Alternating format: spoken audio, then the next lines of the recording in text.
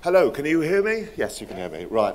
Hello, my name is Andrew Cash, and I'm the Deputy Chair of the NHS Confederation, and I would like to welcome you all to the NHS Confederation Annual Conference in Liverpool 2015. Welcome, everybody. Before we kick off, I've got to do the housekeeping rules and all the rest of it, so I'm going to go through that. There is no fire drill, I think, is the important thing. So if you hear a drill going off and an announcement being made by the centre here on the public address system, it is a proper fire or an incident. So could you, in a orderly fashion, make your way to the exits, and the area where we will gather is on the plaza outside the Jury's Inn, just outside here. And please wait for the staff here at the ACC Liverpool to bring us back in. Okay, so that's the housekeeping notes. Now let's get on with the main event. And before I go through some of the things that are going to happen over the next 2 or 3 days, I just wanted to do a couple of personal reflections. And the first reflection I've got is that it remains, for me, and I know for many people in this room, an honour and a privilege to be a leader in the National Health Service. And it is the greatest National Health Service. It's the greatest health service in the world. I'm sure many of us believe that, and indeed the indices tell us that when we look at the World Health Organization key indices. And why I say that as a leader is that I can't think of anything more worthwhile or intellectually challenging than dealing in a leadership sense with people who are at their most vulnerable when they use the health service, and their carers and their families, and doing it with and through a set of staff who are incredibly committed, multi-occupations, multi-professions, and doing it also within a very tight financial regime, which means that we've got to be very efficient in what we do. And finally, the complexity of doing it in a political goldfish bowl. Now that is a fantastic leadership challenge. It's inspired me. And when I talk to my friends and you begin to say what you do, I think it inspires everybody. So my first reflection is, this is a great health service, and the people in the room here, we're all great leaders, but it is an honour and a privilege to do what we do. My second reflection would be putting this in context.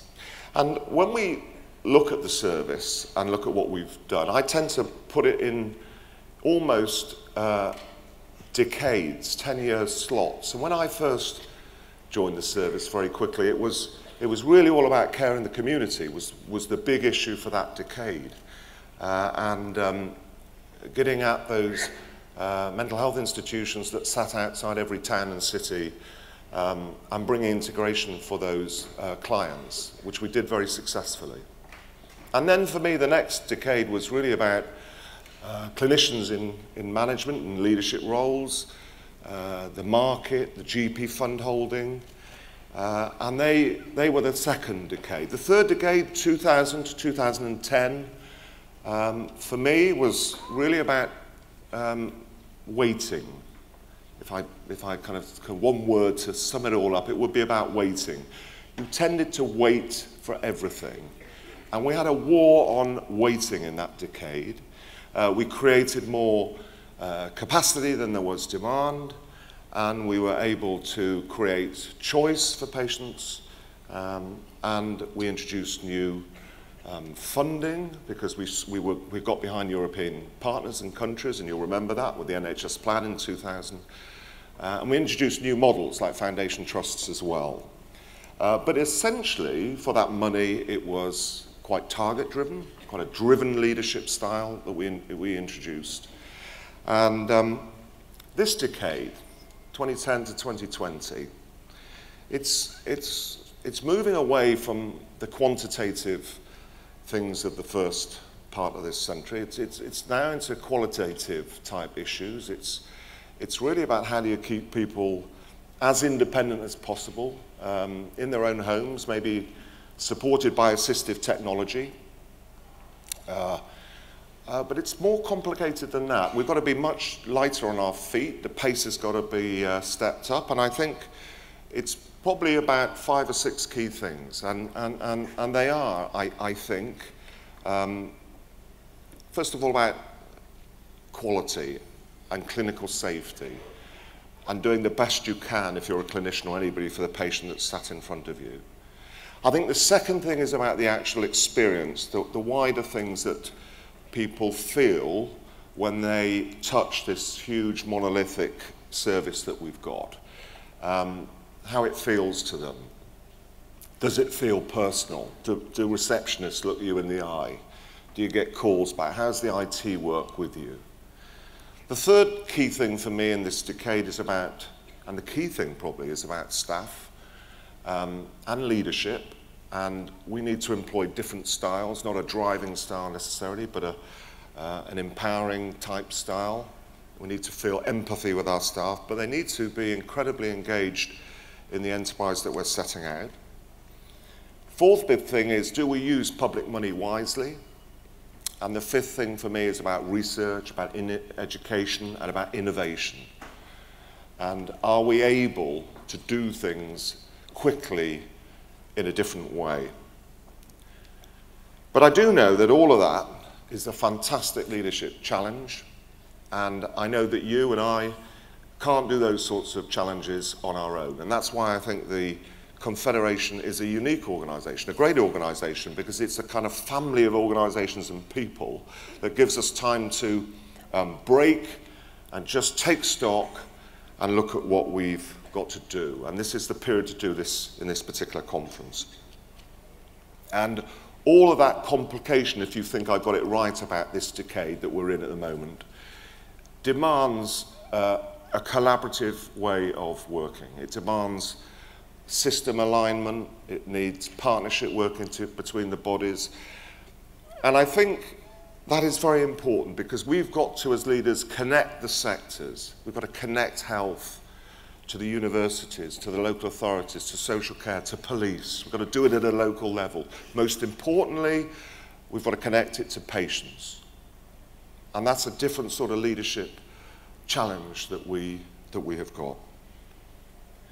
So the conference, a great opportunity. This is the biggest ever NHS Confederation conference. Over 3,000 people are here. You're all really welcome. We've got a very strong leadership, senior leadership community here, over 300 exec directors, non-execs, chairs, accountable officers, chief execs, many colleagues from the independent sector, a wide range, and you're all really welcome. I hope you have time to network and get the best out of the event and take stock.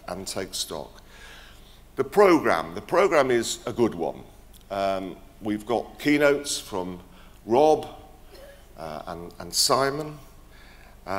Later today we have a plenary session here on the stage on workforce, which looks to be really interesting. We've got devolution in Manchester, and that will be great. And Patrick Soon-Chung is back to talk about genomics and how the NHS can be a world leader in the implementation of the genomic advances. We have the Secretary of State tomorrow, looking forward to that very much, and another keynote. And tomorrow also we've got a big session on empathy and how we might engage patients better. And also that includes a hostage negotiator on the stage here, so I'm sure we can all pick up some useful tips for our contract negotiations there. We've got a session on technological change, which I think will be absolutely great. And also tomorrow we've got all 6 chief execs from the 6 arm's length bodies on the stage at the same time. So I think that will be a useful question and answer session as well. So, and many other things, many other things. So let's get started, and it's my really great pleasure to, once again, by popular demand, to welcome Anita Anand as our conference chair, and I'm going to hand over to her in a minute. You'll recognise Anita, for those of you that weren't here last year, as a very well-known broadcaster, author, and she's just got a new book out called Sophia. I promised to get that in, and thank you. And also is a great journalist. So I'm absolutely delighted that she is going to chair this conference for us. So please have a great conference. Thank you for coming.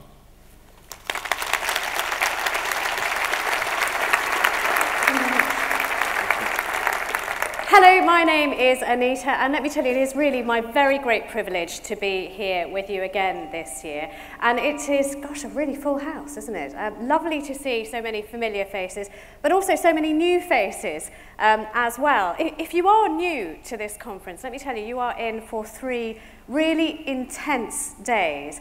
But potentially also intensely productive days, not just because of the keynote speeches that you're going to hear from this podium here. And I've heard dark mutterings about some big announcements, so, you know, hold on to your hats for those. But also because of the spaces in between the sessions, those times when you're lining up in a corridor waiting to go in to a breakout session or waiting to come in here for the plenary. It just suddenly struck me that if you are new, you may not understand why we are all starting off with "My name is." There was an extraordinary speech given last year, which I found actually one of the most affecting things of the NHS Confederation Conference last year, by Kate Granger.